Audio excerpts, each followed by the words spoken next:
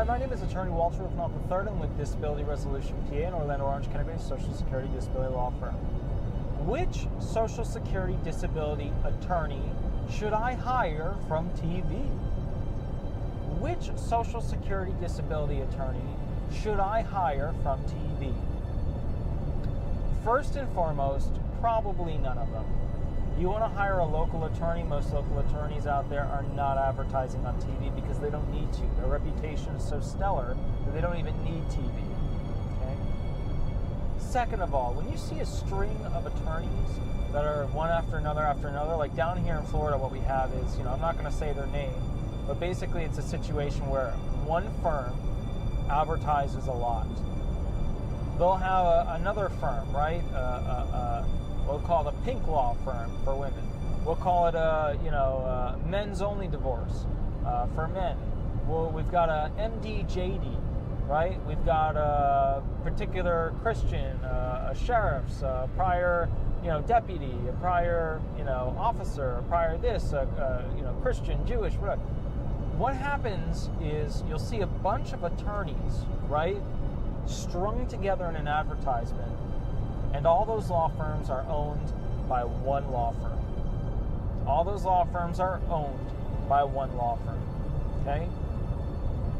An example of which would be Mark Nation's firm and Morgan & Morgan. Now, I'm not saying that their law firms are bad in any way. But I will say this to you. When it comes to those types of practices, you have to understand there's a lot of politics going on between how claimants get in, where claimants go, what kind of system, is going on. And you have to understand, too, there's a mass of claimants because these are all the claimants that are getting stuck in that Venus flytrap of TV and mega print and things like that. These are not the law firms, okay, that you'll see a lot of these, cases won in the Supreme Court or cases one of this. Those are not it. Typically, what you will see are the local firms battling those claims out, or the really famous old world firms that are, at the top of the towers of the downtown buildings. So let's talk about that. What does that mean?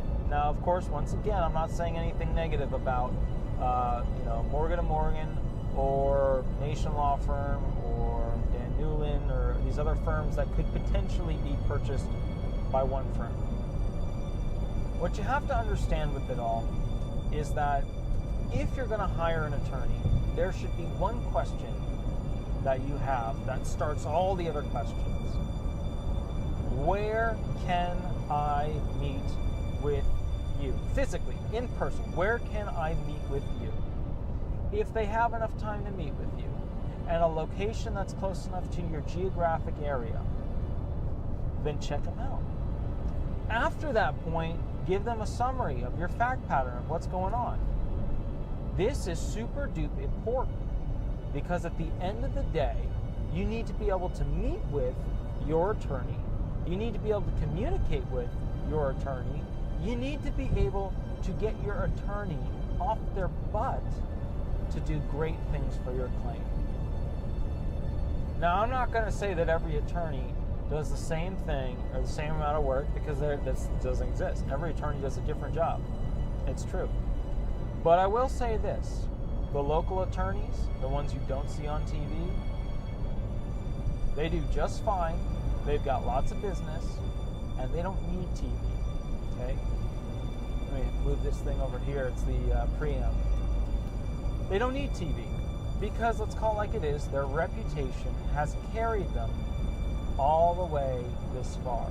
All right? So this is just something to consider while I kind of fiddle with this preamp. Who do you want to hire?